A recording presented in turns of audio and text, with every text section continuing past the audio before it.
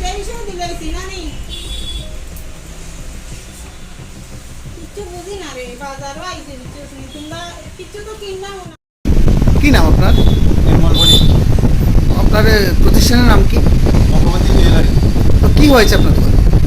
গত শনিবারে 6 তারিখ 6 এপ্রিল আমার দোকানে একজন এসেছিল অজ্ঞাত পরিচয় গ্রাহক হিসাবে।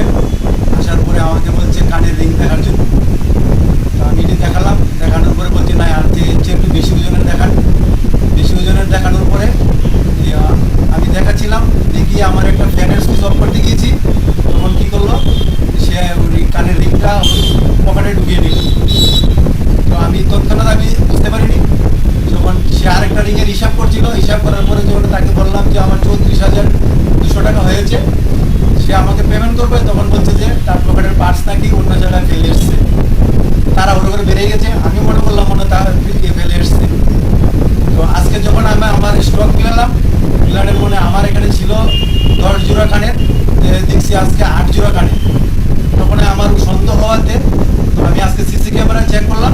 তো চেক করে আমি দেখতে পেলাম যে সে কী করলো, আমার 2 জোড়া কানের সে পকেটে ঢুকিয়ে দিল।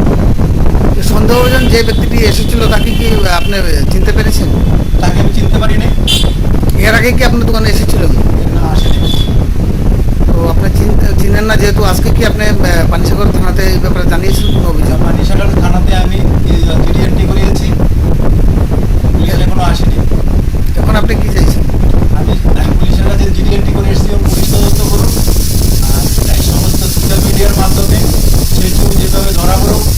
আজকে আমার দোকানে করে যে অন্য দোকানে সে করতে পারে, সে চুর যেভাবে হোক ধরা পড়ে সোশ্যাল যে মিডিয়া। সোনার লঙ্কার চুরি করে নিয়েছে তার আনুমানিক মূল্য কত হতো? আনুমানিক মূল্য 50,000 টাকার উপর হোক। এর আগে কি আপনার দোকানে এ ধরনের কোনো চুরিকাণ্ড সংঘটিত হয়েছে না এই প্রথম?